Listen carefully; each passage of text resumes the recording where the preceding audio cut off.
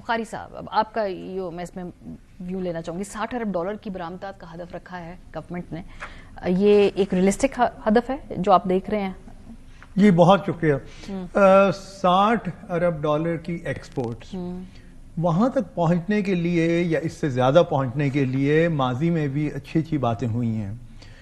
سابقہ حکومت کے دور میں 2021 میں شاید ہم نے سنا تھا کہ جی اگلے 5 سال میں پاکستان کے آئی ٹی ایکسپورٹس $2.5 ارب $25 ارب پہنچ جائیں گی، اور اس کے بعد $50 ارب کا بھی اعلان ہوا، لیکن وہ کہیں دور دور تک ہمیں نظر نہیں آتا. اس وقت مجموعی طور پہ جو صورتحال ہے اس کا اڑان پاکستان سے افسوس کی بات ہے، لیکن دور دور تک اس کا تعلق نہیں. مثلاً مجموعی شرح نمو یعنی گروتھ ریٹ 6%، اس وقت ہم بہت مشکل سے کھینچ تان کے بھی 3% تک مشکل سے پہنچ رہے ہیں. 0.98% میں نے دیکھا جو ڈکلیئرڈ ہمارے یہاں پہ. جی تو 3% اگر، لیکن 3% کی تو آپ کی آبادی کا فروغ ہے، ہر سال آپ کی آبادی 3% یا 2.5% بڑھ رہی ہے، تو وہ ایک طرح سے نہ ہونے کے برابر ہے. باقی اور جو باتیں کی ہیں اس میں پاکستان کو معاشی بحران، جو سب سے بڑا بحران پچھلے 1 سال میں اس حکومت کی پالیسی فیلئر کی وجہ سے ہوا ہے، وہ زراعت کے شعبے میں ہے. اور جس طرح ہماری پچھلی گندم کی فصل حکومت نے نہیں اٹھائی، باوجود اس کے کہ پہلے ایک سپورٹ پرائز اناؤنس کی گئی، اس کے نتیجے میں آپ کے کسانوں کو بہت بڑا دھچکا لگایا. اب اس سال دیکھنا یہ ہے کہ گندم کی کاشت کتنی ہوتی ہے، اس میں سے اگلی فصل میں کیا نکلتا ہے. پوٹوار میں آج کل بڑی پریشانی ہے ڈرائی سیزن کے بارے میں بھی، تو یہ کلائمیٹ چینج کا ایک نتیجہ ہے. تو جو اصل صورتحال گراؤنڈ پہ ہے اس کا اور یہ بڑے بڑے اعلانوں کا بہت بڑا تضاد ہے، یعنی ان میں بہت بڑا گیپ ہے.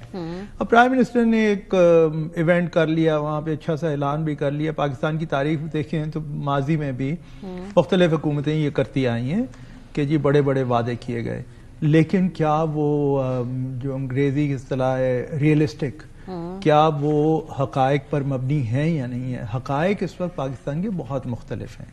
اب ان دنوں میں ایک اور جو خبر تھی اور بہرحال تنازع کھڑا ہو گیا ہے، جو حکومت اپنے تئیں پینشنز کی ریفارمز کی بات کر رہی ہے، اس کا بھی معیشت سے تعلق ہے، آپ نے سنا ہوگا.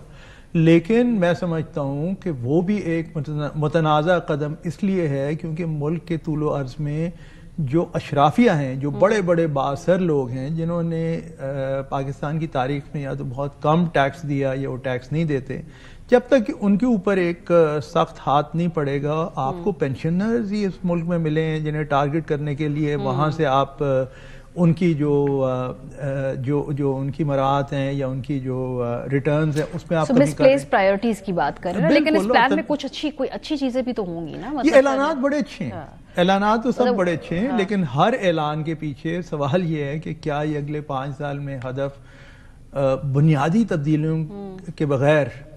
اور پھر دیکھیے نا لیکن انٹینشن حکومت نے اپنی جو شو کی ہے اس کا نہیں کوئی، اس کو نہیں آپ سب سیریسلی سمجھتے کہ انٹینشن تو دیکھیے نا، آپ کی بھی اچھی ہوگی، میری بھی اچھی ہے، ٹھیک ہے، انٹینشن تو بہت اچھی ہے، لیکن حالات کیا حکومت مسائل جو ملک کو درپیش ہیں کیا ان کا خاتمہ کر کے پاکستان کو بہتر طور پہ آگے لے کے جا سکتی ہے؟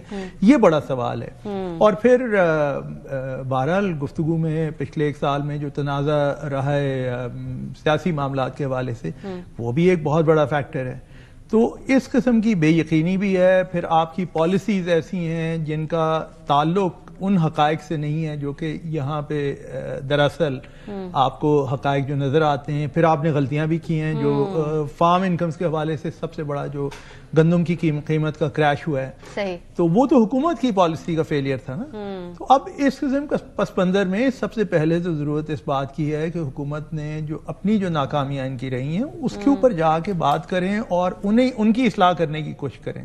ٹیکس کے نظام کو اگر بہتر کرنا ہے تو پھر ٹھیک ہے، بڑے بڑے لوگوں پہ آپ ہاتھ ڈالیں. آئی ایم ایف کے ساتھ کمٹمنٹس میں آپ سنتے ہی ہیں کہ صوبوں کی حد تک پہلی دفعہ پاکستان میں ایک مؤثر فارم ٹیکس لگایا جائے گا.